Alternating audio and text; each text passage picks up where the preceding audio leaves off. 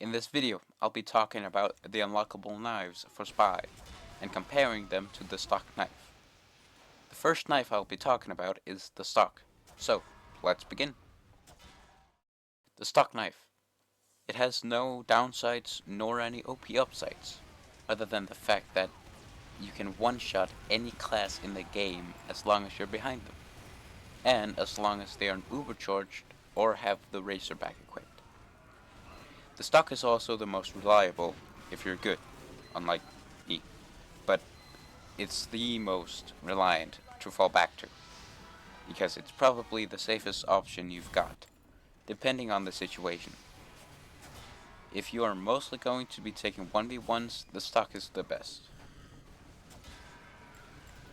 But you know, the Razorback isn't that big of a deal, as long as the sniper isn't being guarded by many teammates, or a sentry for that matter. And the reason for that being, Spy has a gun. Anyway, where did I come from? Right then. The stock knife is the most simple knife of them all, due to the fact that changing the knife doesn't change the backstab mechanic in any way. And simply it's the backstab being nothing more than taking out an enemy. No crazy upside, no crazy downside. So, I'll start talking about one of the unlockables now. The Bigger. Before getting a kill with this thing, it has no upsides. First after you get a kill, does the upside step into play. Before the kill, you lose 1/5 of your base health, which leaves you at 100 HP.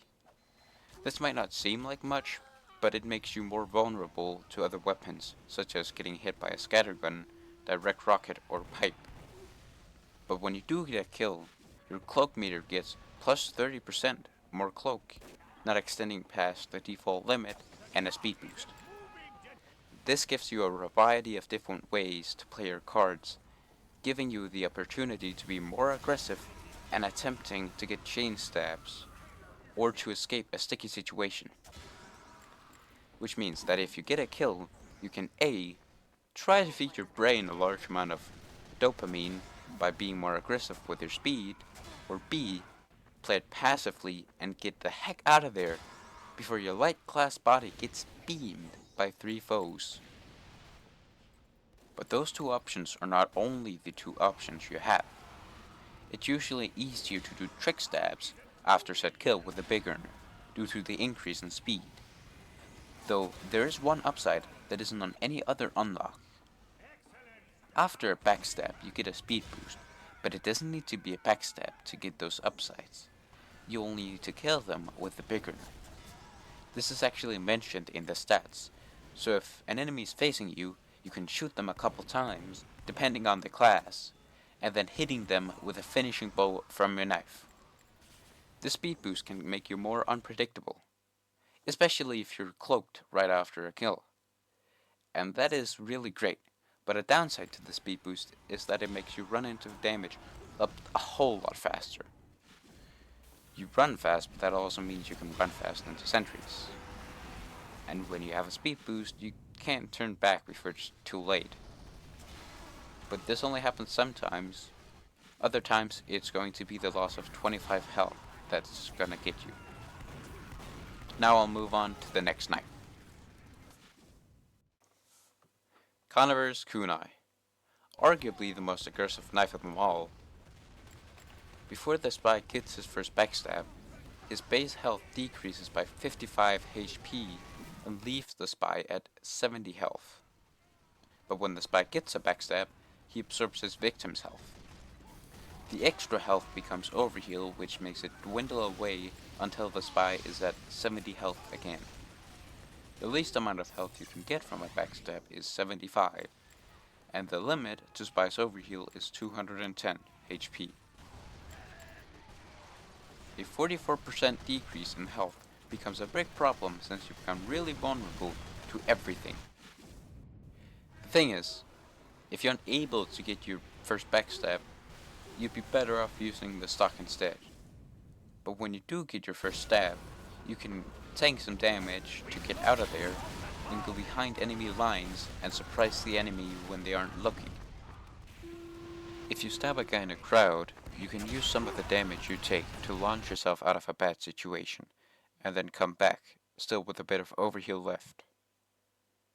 You can essentially tank a bit of damage, either to act out, or to get close enough to another unaware player to get another backstab, which usually gets you to maximum overheal again. But if you were using the stock knife and stab someone in a crowd, you'd probably just get beamed. But then again, you don't lose any base health for keeping the stock equipped, and if you aren't able to get your first backstab with Kunai before dying, it's better to just use the stock. I'd like to talk about the aggressive playstyle of Kunai, or the hyper-aggressive playstyle as I like to refer to it as. You go in, you get a backstab, which usually gets you to 210 health, and then you proceed to trick stab a lot of other people in a row, because you're now an unstoppable force that is rolling the other team single-handedly. And when you're able to remove the afterburn, bleed, milk, and Jurati effect after a backstab, this only makes it easier to be invincible for longer. I don't think Spy was meant to have that power, but it is what it is, I guess. If you're good, you can probably pull it off, also depending on the enemy team's skill level. The Spy can take advantage of the 210 health to tank all the damage until the next kill, which is usually a few seconds after the last one. So you just win. GG. Game over, people. Just quit the game now. No, but seriously, it does make Spy basically invincible for 3 seconds, which is really overpowered. Anyway, I'll move on to the next knife on the list. Your Eternal Reward, aka Your. This is the sneakiest knife out of them all. Upon a backstab, you immediately disguise as your victim, and your victim won't yelp. This gives hardly any, if any, attention at all from the enemy team, which makes it a lot easier to take out a crowd of enemies. When you get a backstab, you immediately disguise as that person. So when you use ability Identity Theft, you can confuse some enemies. Also, corpses disappear a lot faster than normally. The downsides being that it takes a full cloak meter to disguise unless you're inside spawn, and your cloak drains 33% faster. So cloak management becomes a lot harder due to you only having 6.7 seconds of cloak time. That's why a lot of people use the L'étranger with this knife, to get that extra plus 40% cloak time. This knife is really good at stopping a pop push, or taking out an engine nest. Since you immediately disguise as your victim after said backstab, sentry guns won't notice you're a spy, which means you can dismantle a big crowd of engineers and no one would have even noticed you were there before it's too late. Take this engine nest as an example. If you're able to infiltrate their home security, you will have an easy time. Depends on how many enemy team members are tunnel visioned. Your survivability goes up due to the little amount of attention a stab gets, but your survivability goes to the ground if you're as much as noticed in a crowd.